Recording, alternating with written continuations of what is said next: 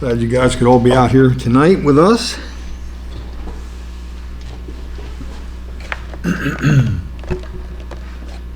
Tonight I'm going to talk about chickens. How many here had chickens when they were young? Helped raise chickens? Some people here did that. I did that. I had we had chickens, and my fondest memory was getting pecked in the head by a rooster. We had a rooster that we called, I don't know why we called him Gertie, because that's more of a woman's name, Gertrude, but we called him Gertie, and he was mean. He was just mean. If you didn't watch yourself, if you were playing around somewhere where he was near, he'd just run over and peck you. He pecked me one day on the head real bad, and I was bleeding and everything. But yeah, they can get quite mean if you're not careful. Chickens follow the crowd. Now, there's nothing wrong with following the crowd if the crowd is going in the right direction. Nothing wrong with that at all.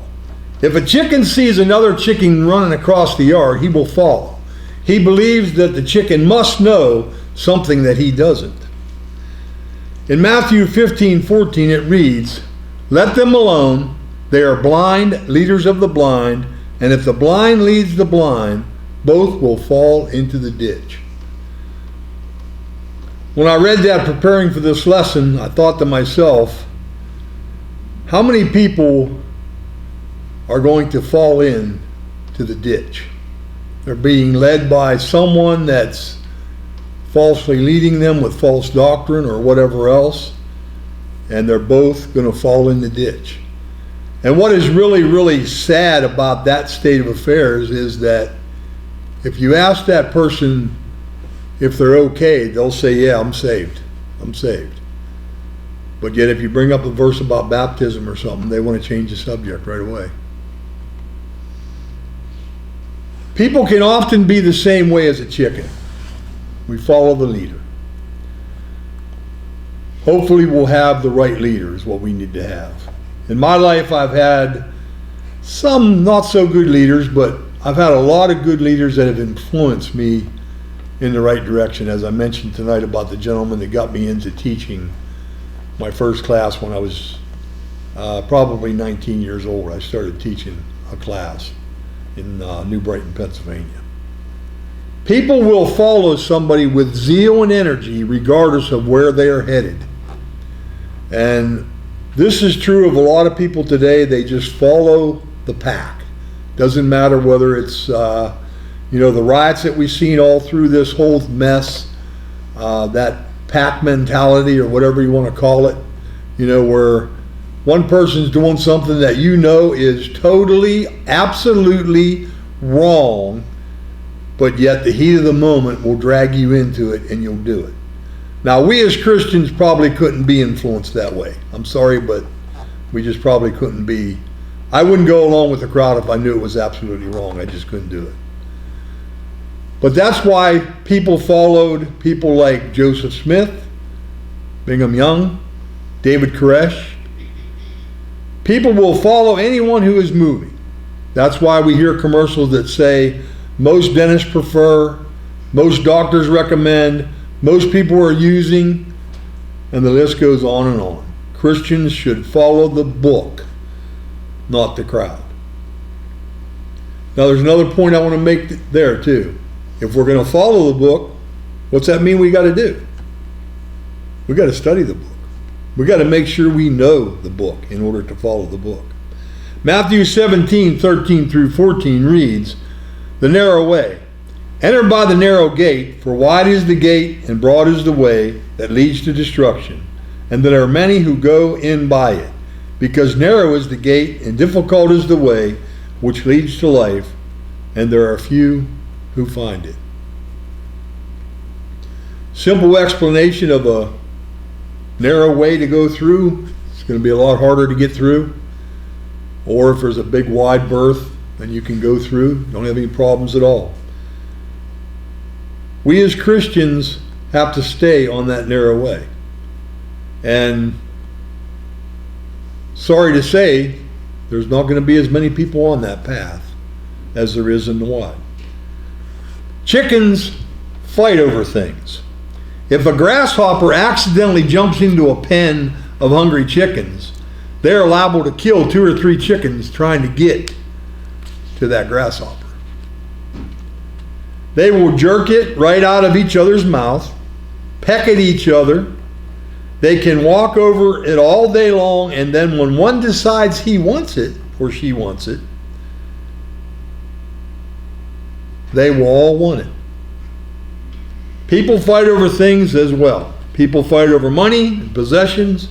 We've all heard the stories of teenagers killing other teenagers just for their expensive shoes.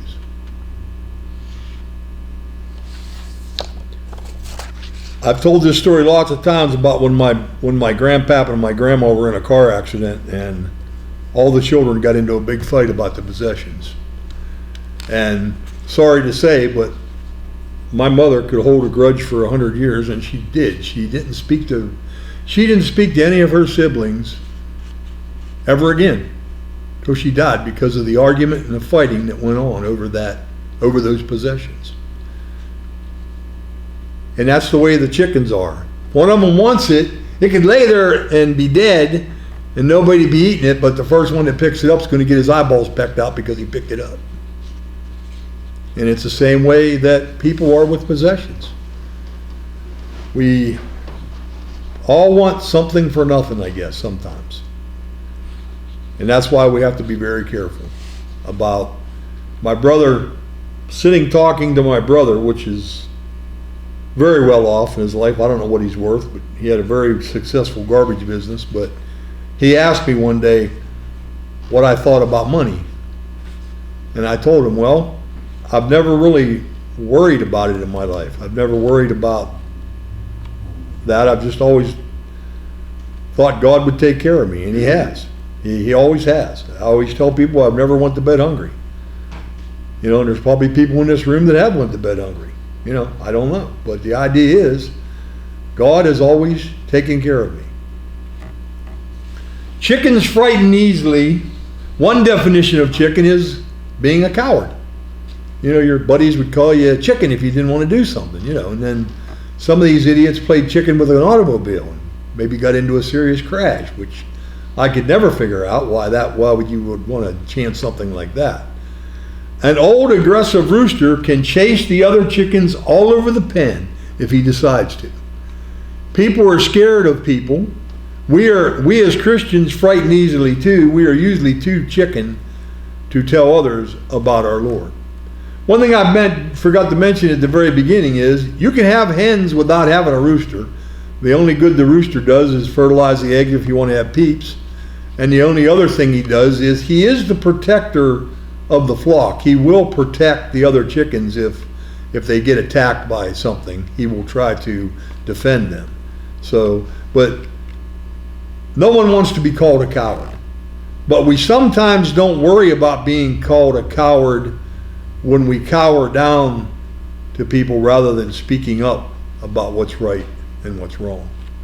Proverbs 28:1 reads, "The wicked flee when no one pursues, but the righteous are bold as lions." Chickens are afraid of challenges. Most chickens will never even try to fly over a small fence, even though they could if they tried. Most Christians find doing a Bible study a challenge that they are too afraid to even try, although most could easily do it if they wanted to. I guess when I first became a Christian, like I said, I used to go around and beat people over the head with the Bible, which I now know that it was totally wrong. But the idea is, we can't go the opposite direction too, and never want to sit down with someone and talk to them about the Bible. But one thing I have learned is, once it starts turning into an argument, just walk away, because it's not worth. You'll never get anywhere with somebody that wants to argue, because some people just like to argue. But chickens, they're afraid of a challenge. Are we afraid of a challenge when it comes to doing things in God's kingdom? Chickens are helpless against predators. One coon can kill every chicken in the pen. A coon will sneak in and take one chicken and leave the rest. Then he will come back another night and take another. He kills them off one at a time, and no one will even notice if they aren't paying attention and counting their chickens. Sometimes the devil tries to come into the church just like a coon. He takes one Christian at a time, and sometimes we don't even notice. That's a sad state of affairs there, because we should be willing to go after those that have left and have been gone. 1 Peter 5:8 reads, "Be sober, be vigilant, because your adversary the devil walks about like a roaring lion, seeking whom he may devour." That word devour actually means rip from limb to limb, from limb to limb.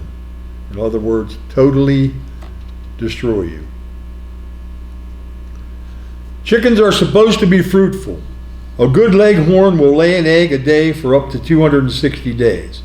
What happens to the chickens who don't lay eggs? They're often called fryers. And for the most part, they're just taken and killed and eaten. And the technical term for a fryer is lunch. If a chicken doesn't lay eggs, it isn't worth what it costs to feed it. So that's why it'll end up being a fryer. The question I need to ask tonight, are you worth what the Lord is feeding you? Are you worth what the Lord is feeding you? Matthew 7:17 through 20 reads, "Even so, every good tree bears good fruit, but a bad tree bears bad fruit.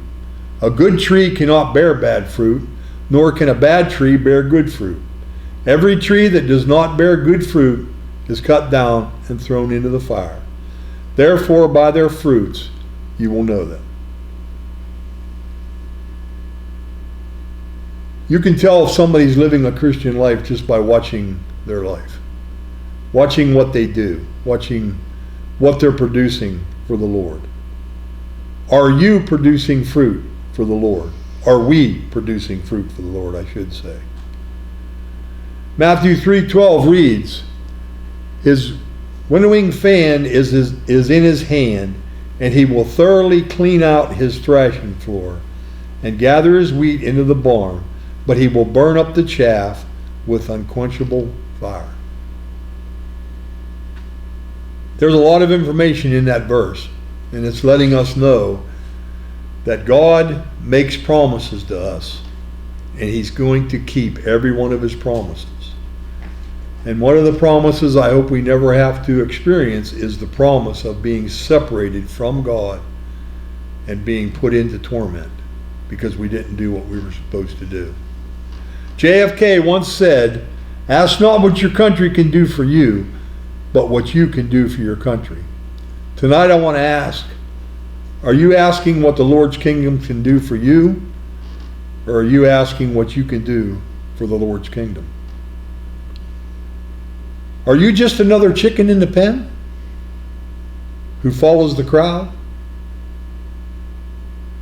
fights over material things, and frightens easily when it comes to proclaiming God's word? Are you scared of the challenges that the Lord puts in front of you? Are you helpless against predators? Are you bearing fruit for the Lord's kingdom? All very powerful questions that we need to ask ourselves about our Christian life and what we're doing. If there's anyone here tonight that has a need, please come as we stand and sing.